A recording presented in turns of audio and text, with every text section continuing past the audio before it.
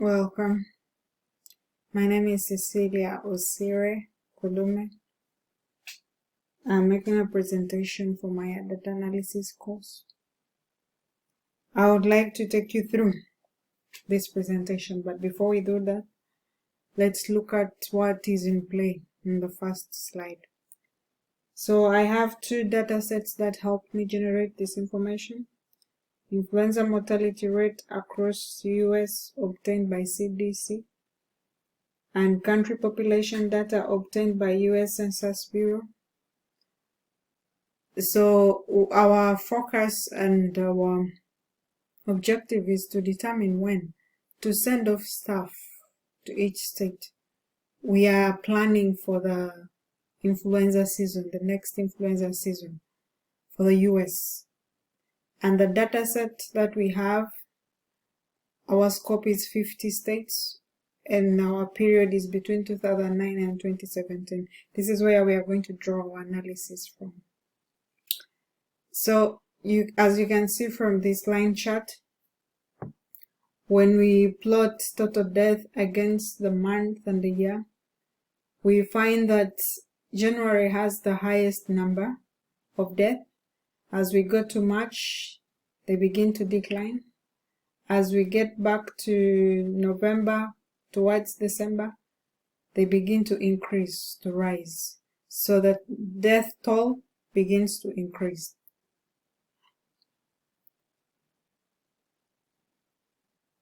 So we also want to understand from this data set, who are the vulnerable population, who are our people that will need this help, and which kind of patients are we going to be dealing with? Is it the young generation or the new ones, the older ones? So we can see from here, when we have a pie chart of influenza death by age group, I categorize my data set into two age groups: the age below 65 and the age above 65.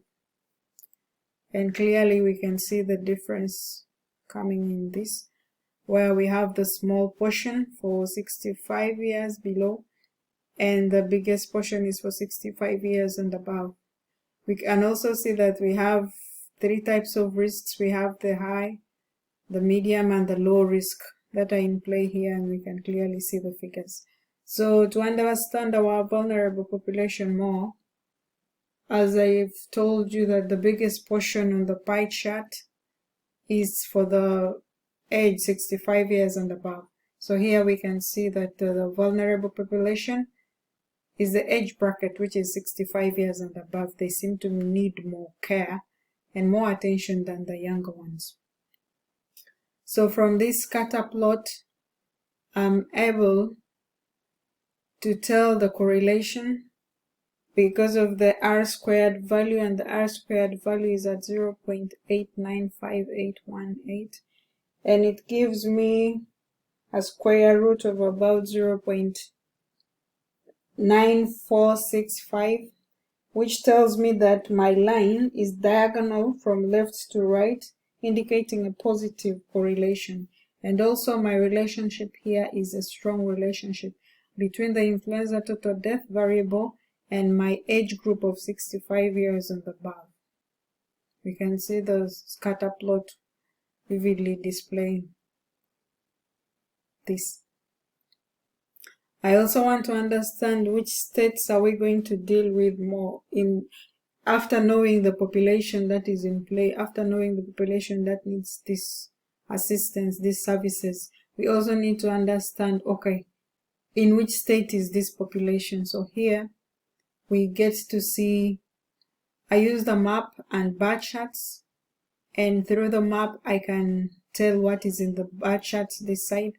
So I would like to know something for, let's say, California. I would want to look at California. So when I go to California, I realize that it has a higher number in the vulnerable population by state. It also has a higher number in the influenza death by state. This we can see with the colors that are in play here. And we can do the same for all the other states, but the idea here is we want to tell which states need more help than the others, and which states need less help or have less patients, and how do we plan for all these states. So to do that, we also need to understand, to name these states, because if we have an influx in some states, we need to point them out and deal with them separately from the others. So from here, we can tell that we have 7 states which are high priority. So I categorized my states into high priority and low priority, because I wanted to understand where the resources should go and which states are we targeting. So I get California, Florida, New York, Texas, Pennsylvania, Ohio, and Illinois as the high-risk state, marking them with blue, and the rest of the 44 states are low priority, marking them in orange. So we get to understand that, okay, we have been able to get the states, which states are in play and which states are we dealing with. So we also need to understand how much of the population and which level, which age bracket is suffering the more. So here we get to see that in the high priority state, still we have the 65 years and above with a higher death rate. Even with the low priority state, we still have the 65 years and above with the highest death rate. So this helps us understand which kind of treatment and which kind of personality we should send to the field. On the other side, on another note, we also need to focus and have our next steps in place so we can project for the next year.